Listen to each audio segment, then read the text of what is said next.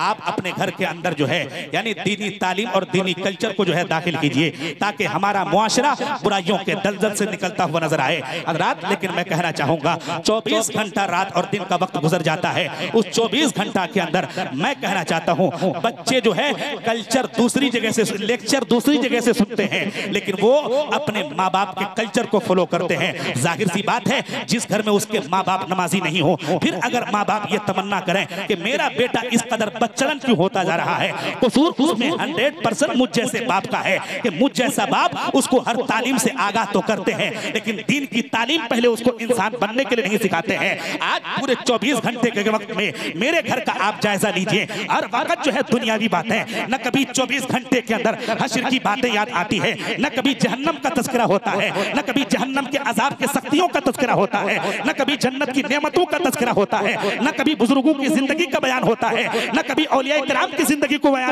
का बयान होता है, न कभी मुस्तफा जाने रहमत की सीरत बयान करते हैं, न कभी सहाबाए किराम की सीरत बयान करते हैं। फिर कैसे हमारे बच्चे जिंदगी जीने का शऊर सीखेंगे? मेरे प्यारे, अगर आप देखना चाहते हैं कि जिंदगी कैसे कामयाब गुजारी जाए, किस तरीके से हम सबको जिंदगी गुजारने की जरूरत है, तो आइए एक हदीस पाक से हम आपके दिलो जान को रोशनाश करना चाहते हैं। हज़रात, मेरे मुस्तफा जाने रहमत सल्लल्लाहु तआला अलैहि वसल्लम के चचा हैं हज़रत अब्बास रज़ियल्लाहु तआला अन्हु। मेरे मुस्तफा जाने रहमत सल्लल्लाहु तआला अलैहि वसल्लम हज़रत अब्बास के हुजरे के करीब से गुजर रहे हैं। जब मेरे मुस्तफा सल्लल्लाहु तआला अलैहि वसल्लम हज़रत अब्बास के हुजरे के करीब से गुजरते हैं तो मेरे मुस्तफा क्या सुनते हैं कि उनके हुजरे के अंदर से, उनके कमरे के अंदर से कुछ आवाजें उनके कान तक टकराती हैं। मेरे नबी वहीं पे ठहर जाते हैं और मेरे नबी वहीं पे ठहरने के बाद अपनी सारी तवज्जो, अपना सारा ध्यान, अपनी सारी सोच, अपनी सारी फिक्र हज़रत अब्बास के हुजरे की तरफ लगा लेते हैं। हज़रात, मेरे नबी क्या सुनते हैं कि हज़रत अब्बास हैं जो अपने फैमिली को, अपने बच्चों को बीच आंगन में बिठा लिए हैं और मुस्तफा जाने रहमत की सीरत बयान कर रहे हैं कि मेरे बच्चे, आका सोते ऐसे हैं, नबी खाते ऐसे हैं, नबी मुस्कुराते ऐसे हैं, नबी रास्ता ऐसे चलते हैं, हुजूर का किरदार ऐसा है, हुजूर के गुफ्तार ऐसे हैं, हुजूर का यानी हुजूर की एक एक अदा का तज़किरा, हुजूर की एक एक सीरत का तज़किरा हज़रत अब्बास अपने बच्चों के बीच, अपने फैमिली के बीच जो है करते जा रहे हैं। मुस्तफा जाने रहमत हज़रत अब्बास के हुजरे के दरवाजे में साइड में खड़े होकर के ये सारा सब कुछ सुनते जा रहे हैं। हज़रात, जब वक्त गुजरता है तो एक लम्हा के बाद, कुछ लम्हात के बाद जो है मेरे मुस्तफा जाने रहमत करीम आका सल्लल्लाहु तआला अलैहि वसल्लम दरवाजे में दस्तक देते हैं। अंदर से आवाज आती है, मन दक्कल बाब, दरवाजा किसने बजाया? हज़रात, तब जो है मेरे मुस्तफा फरमाते हैं, मैं मोहम्मद रसूलुल्लाह तुम्हारे दरवाजे में आया हूँ। हज़रात, जैसे ही हज़रत अब्बास ये सुनते हैं कि अभी तो मैं नबी का तज़किरा कर रहा था, गोया मेरे नबी मेरे घर की दहलीज में तशरीफ लेकर के आ गए। हज़रात, हज़रत अब्बास नंगे पैर ही दौड़ पड़ते हैं, दरवाजा जब खोलते हैं अपनी आंखों के सामने मुस्तफा को देखते हैं, कहते हैं हुजूर आपका ही तज़किरा हो रहा था, हुजूर आपकी ही सीरत बयान कर रहा था, हुजूर आपकी ही अदाओं को अपने फैमिली को सिखा रहा था, अपने बच्चों को सिखा रहा था। गोया हुजूर आप आ गए, जिंदगी जीने का मकसद हल हो गया, हुजूर आप आ गए, मेरे घर में खैर बरकत का दरवाजा खुल गया, हुजूर आप आ गए, ऐसा लगता है कि जन्नत हमारे घर में उतर गई। हज़रात, इतना कहना था। मुस्तफा जाने रहमत सब कुछ सुने हुए हैं, हुजूर सब कुछ समाप्त किए हुए हैं, लेकिन ये तालीमाते उम्मत के लिए है, हम जैसे उम्मत को तालीम देना मकसद है। सब कुछ सुने हुए हैं मेरे मुस्तफा कि क्या बातें हो रही थी, क्या जिक्र हो रहा था, लेकिन सब कुछ सुनने के बावजूद मेरे मुस्तफा फरमाते हैं, अब्बास क्या बातें कर रहे थे, अब्बास कैसी बातें हो रही थी, अब्बास कैसा तज़किरा हो रहा था। हज़रत अब्बास कहते हैं, हुजूर मैं अपने फैमिली को बिठा लिया था, अपने बच्चों को बिठा लिया था, अपने बच्चों और फैमिली के बीच अपने काली पैगंबर की सीरत बयान कर रहा था, अपने काली पैगंबर की सीरत बयान कर रहा, अपने काली कमली वाले पैगंबर की सीरत बयान कर रहा था, अपने मुस्तफा जाने रहमत की सीरत बयान कर रहा था। इतना सुनना था कि मुस्तफा कहते हैं, ए अब्बास सुन ले, ए अब्बास सुन ले, ए अब्बास सुन ले। 3 बार मेरे नबी इरशाद फरमाते हैं और कहते हैं, ए अब्बास तू अपने बच्चों के बीच और अपने फैमिली के बीच मुझ पैगंबर का तज़किरा कर रहा था, मुझ पैगंबर की सीरत बयान कर रहा था, तो ए अब्बास तेरी भी जन्नत की गारंटी और तेरे बच्चों की जन्नत की गारंटी कोई और नहीं बल्कि मैं आमना का बेटा मोहम्मद रसूलुल्लाह। नारे तकबीर, नारे रिसालत, मसलके आला हजरत, जश्न दस्तार बंदी, तामीर मिल्लत कॉन्फ्रेंस। सुभान अल्लाह सुभान।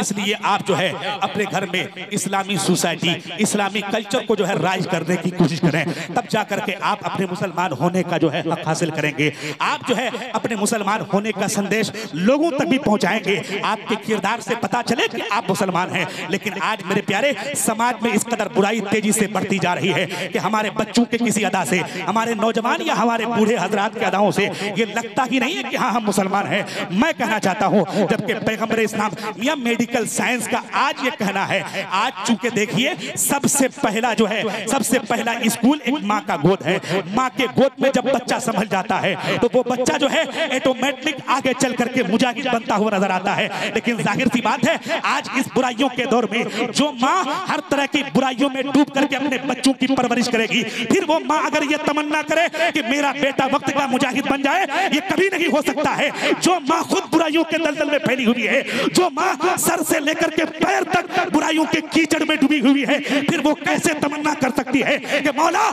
मेरे समाज में कोई सलाहुद्दीन अय्यूबी जन्म ले ले। मैं कहना चाहता हूँ, आज के डेट में भी कोई सलाहुद्दीन अय्यूबी जन्म ले सकता है। बस शर्त यह है मेरे प्यारे, पहले मेरी माओ को सलाहुद्दीन अय्यूबी की माओ के जैसा किरदार निभाने की जरूरत है। जिस दिन ये हमारी माएं और बहनें अपने किरदार को उन मुजाहिदीन की माँ के किरदार से मैच करने के लिए और उन मुजाहिदों के माँ के किरदार के मुताबिक अपनी जिंदगी चलाना शुरू कर दे, तो फिर से मेरे समाज में एक इनकलाब आ सकता है। मेरे समाज में जो है एक अच्छा संदेश मेरे समाज से गैरों तक जा सकता है। मेरे प्यारे, मैं कहना चाहता हूँ, आज हमारी माएं बहनें सही तरीके से बच्चों के परवरिश का भी ख्याल नहीं रखती है, बच्चों के तरबियत का भी ख्याल नहीं रखती है। यही वजह है कि हम जो है नाकामयाबी की तरफ बड़ी तेजी से चलते जा रहे हैं। इन जैसे जलसों का एक मकसद है कि आपके जज्बात को बेदार किया जाए, आपके अंदर इनकलाब लाने की कोशिश की जाए। मेरे प्यारे, आज के डेट में मेडिकल साइंस का यह कहना है कि जब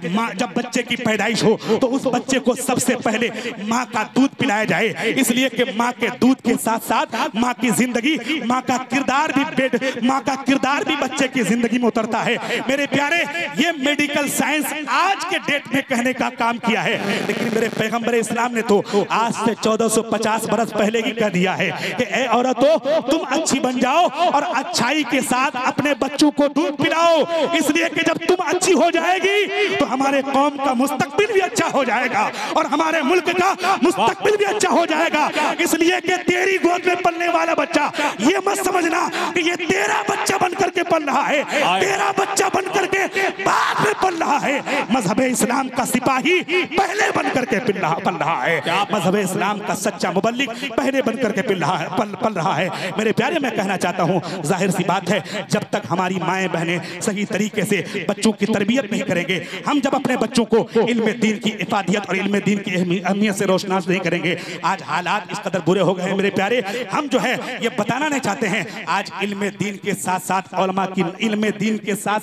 उलमा के नाकदरी करने की वजह से जाहिर सी बात है, जो बच्चा अपनी आंखों के जरिए एक उलमा कराम को रुस्वा होता हुआ देखता नजर आएगा, वो कभी भी इल्म दीन को अपनाना नहीं चाहेगा। मेरे प्यारे, आप अगर इल्म दीन के तकद्दुस को जो है पामाल नहीं करना चाहते हैं, तो जरूरत यह है कि आप इन उलमा कराम की जो है इज्जत किया करें और इन उलमा कराम के साथ दीनी जो इनका मिशन है, इस मिशन को घर घर तक पहुंचाने के लिए इनके शाना बशाना होकर के इनका दस्ते ताउन जो है, इनके साथ दस्ते ताउन के साथ यानी हाथ मिलाकर जो है इनके काम में हाथ बटाएं, ताकि जो है ये बड़े तेजी के साथ आपके बीच जो है आपके बच्चों के बेहतर भविष्य के लिए और बेहतर जिंदगी के लिए ये उस तालीम को आपके बच्चों के अंदर फिट करता हुआ नजर आए। मेरे प्यारे, वक्त अगर होता तो मैं और ज्यादा आप तक इसी टॉपिक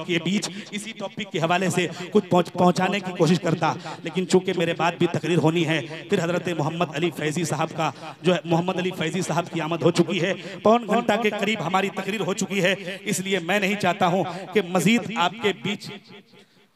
आपके बीच हायल होया जाए, इसलिए मैं इन्हीं चंद बातों के साथ अपनी तकरीर को खत्म करता हूं। अल्लाह रब्बुल इज्जत की बारगाह में दुआ है कि मौला ताला हम सबको अपने बच्चों को इल्म